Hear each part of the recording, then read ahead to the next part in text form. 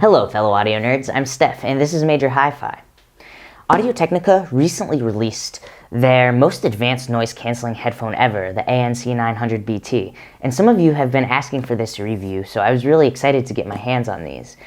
The biggest question I have is, with competitors like Sony and like Bose, how do these Audio-Technicas stand up? Well, let's take a closer look. Let's go back in time, I'll share with you my first impressions, and then I will meet you right back here for my overall thoughts. Alright, here we go. Hey everybody, welcome to my place. So today I've got with me the Audio-Technica ATH-ANC900BT. So let's see what's inside the box here.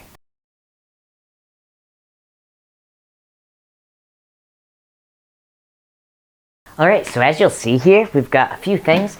This is a micro USB charging cable, an audio cable with a 3.5mm connector there, an airplane adapter, rugged sort of like case here. It's not totally hard, but definitely pretty rugged.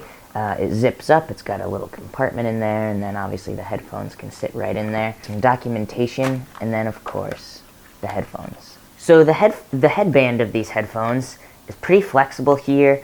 It is made of plastic. You'll notice though that the extender here is made of a metal, like a aluminum type of thing. This headband folds up like this, and those hinges, like right after those hinges is the yoke. So this yoke then attaches to either side of the ear cup. In terms of its fit, we'll say like there is, the headband does, there's sort of like a point of pressure right up at the top of the head, but that is right where this little padding comes into play. And then that padding is coated in a super soft pleather material. The clamping force actually feels pretty good. It's very solid, stable. The headphones don't feel like they're going anywhere, but at the same time, they still, it's still pretty comfortable, not overly clamped, in other words. Now, as for the ear cups, they do have an oval sort of shape. I really like this just like simple matte black finish. Just kind of looks good.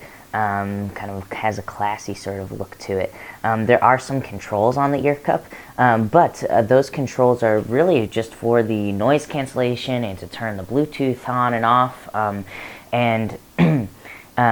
than that, a lot of the controls actually happen on the ear cups themselves. Play, pause, volume, answer calls, all of that kind of stuff. Skip tracks, and there are a couple of ports there on the ear cup as well. The audio for the aux cable, and then for the micro USB to charge them. The ear cups rock a little bit modestly here, and overall it just feels really solid. Fit completely around the ears. I dig it. They're not overly bulky, but they definitely cover your ears. Now the ear pads are made of soft sort of like memory foam.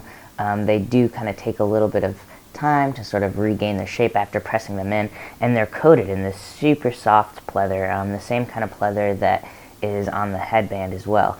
I like actually the amount of space in the hole of that ear pad. Definitely will work well for folks with larger ears. I personally have smaller ears, so I never really have that problem, but for somebody with a little bit of a larger ear that wants something that will go totally around the ear, this is definitely going to do the trick for you, I think. Now let's talk about the noise cancellation, because price-wise, these seem to be the most advanced noise-canceling headphones from Audio-Technica, so I am really curious about this noise cancellation. Let's see how it sounds. Wow. I mean, it's definitely, like there's I don't know if you can hear it, but yeah, I live in New York City. There's a lot of like kind of low rumble from the street down below me. That is completely sucked out with these headphones. Yeah, it's definitely the strongest noise cancellation I've heard from them. That said, I can still sort of hear some of the higher frequency things in the apartment here. I can sort of hear, the refrigerator, like the higher part of it. And even just like hearing myself talk, I can kind of hear some of the higher frequency stuff. So I would say the noise cancellation, just from a first impressions perspective, is going to be good for like a low rumbly kind of thing, like if you're on a train or an airplane, something where you want to like get rid of that rumble. Not necessarily good for getting rid of voices. As for the wireless connection with these, they connect via Bluetooth 5. They also can connect via aptX, and then they have a really solid battery life, actually, because if you use Bluetooth and noise cancellation on these, you get 35 hours of life. And that, additionally, if you only use the noise cancellation, like you're listening wired, but you want to still block out sound, you can get 60 hours of battery life on these, and that is crazy. Like, that's super, super impressive. Definitely one of the best battery lives I've seen. In that regard for a noise canceling and wireless pair of headphones. Alright, so let's see how these connect to my phone. So I'm turning the headphones on now. Looking at the headphone, there's a little light right by where the Bluetooth logo is over here. Turning Bluetooth on my phone. And yeah, I'm seeing that blinking light on the Bluetooth. Oh, yep, here it is. Devices, ANC900BT. Cool, and it's connected. So let's see how these babies sound. Cool. Nice low end on these. I was just listening to the song Lazarus by David Bowie, and the kick drum definitely feels like it's weighted more toward the kind of low end, as opposed to so much of the beater. There definitely seems to be a little bit of a sub boost with that kick drum, because it just feels, you can really kind of feel the kick drum in a different way than usual. But it sounds good. It doesn't feel cloudy or anything, just kind of has a sense of bigness to it for sure. It's a little bit louder in the mix.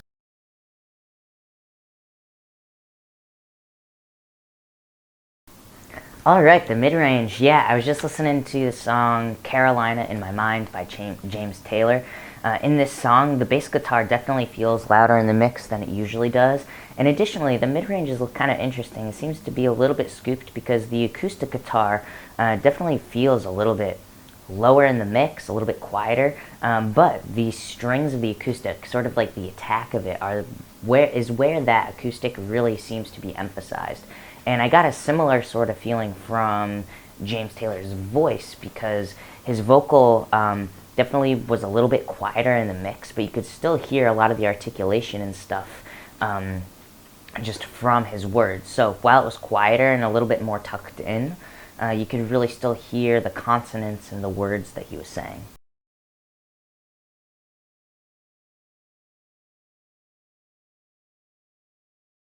Okay, so I was just listening to the song So Tender by Keith Jarrett. Definitely the snare brushes and the light brush hits on the cymbals had a really nice sense of texture, actually, and I could hear that texture. It was sort of like emphasized in a way.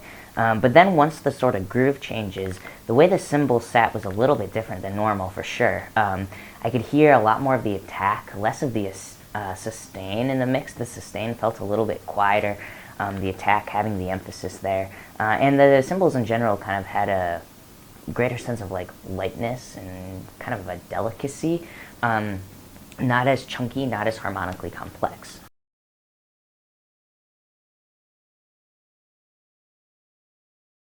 Alright, I was just listening to the song Quizás, Quizás, Quizás by Pink Martini, and in terms of the sense of width with the headphones, it's actually had quite wide, and because of the way the high frequencies are shaped, the guiro and the shaker in the song just feel really, really out wide, and that definitely contrasts with things that are center panned, like the vocal. As for the sense of depth, I really didn't get a whole lot, and because of a little bit of that, how the mid-range is a little bit cut, room mics and reverbs didn't come through as clearly, and there just wasn't a whole lot of depth going on with this song. I wasn't really surprised by that, though, honestly, because I think a lot of noise-canceling headphones struggle with that part of it. However, there was a really nice sense of height. There was definitely contrast between, especially in this song, the guiro and the shaker, and the upright bass, which is like super, has definitely is weighted downward. So anyway, I'm going to continue to listen throughout the week to these headphones, and I will meet you back at the MajorHiFi office with my overall thoughts. Alright, here we go. Overall, the low frequencies have a couple of things going for it in terms of their bigness. There's definitely a sense of subbiness to it, and there's also a bit of a boost right around the fundamental of many kick drums. Now, as a result, those kick drums, or anything that sits in that region, sits a little bit higher in the mix than usual. So I think it will actually really be fun for hip-hop and pop, anything that kind of has and does well with a bass bump down there. As for the mid-range of the ANC900BT, there's a bit of a boost in the low mids, and this boost is right by the cusp of the low frequencies. Now, as a result, instruments sort of sitting down there feel particularly weighted to the low mids. Now, there's also a cut in the middle part of the mid-range, and this even further sort of creates that sense of weightedness down below. There is a little bit of a boost in the high mids, like the top area of the high mids, and that contrasts a bit with that wide sort of cut in the middle part of the mid-range. Now, as a result, vocals tend to sit a little bit quieter in the mix, but they maintain a sense of detail and clarity and articulation because of that high mid boost then. Overall, the high frequencies of the ANC900 definitely has a little bit of a cut in the lower treble and a bit of, some cuts going on in the upper octave. Now, as a result, this leaves the emphasis of the high frequencies right at the upper treble. Now, as a result, cymbals and strings and other high-frequency rich instruments come through with a really nice sense of texture, actually. The attack of cymbal hits seems particularly emphasized. Now, as for the upper octave, there also are areas of boosting up there, but I wouldn't describe it really as providing a sense of airiness, but rather it just sort of creates an extra sense of directionality when it comes to the soundstage. And as for the soundstage of the ANC900, I would say it's kind of interesting, and there's a few things going on.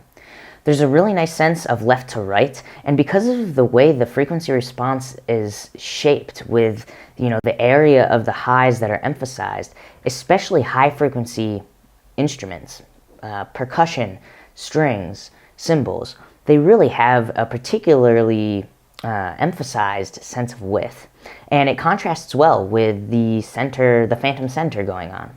Now, as for the sense of depth, honestly, there wasn't really a whole lot to talk about, not a whole lot to write home about in terms of the sense of depth, and honestly, I wasn't really expecting that with a noise-canceling pair of headphones.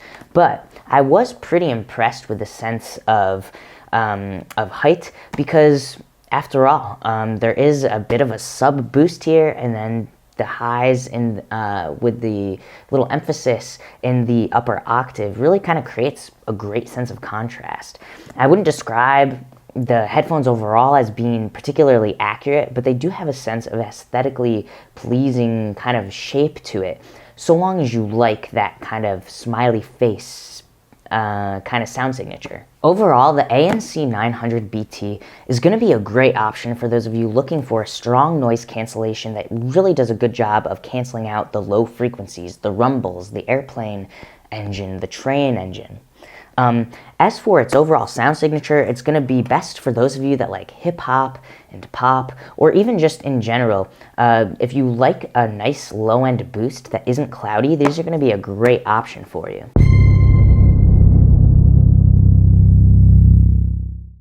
Thank you so much for watching. If you'd like to see another perspective on the ANC900BT, be sure to check out the description box down below. I've left a link there to my colleague's review. And then, if you like this video, please give it a thumbs up. And for more videos like this, be sure to subscribe. Alright everybody, I will see you next time. Bye.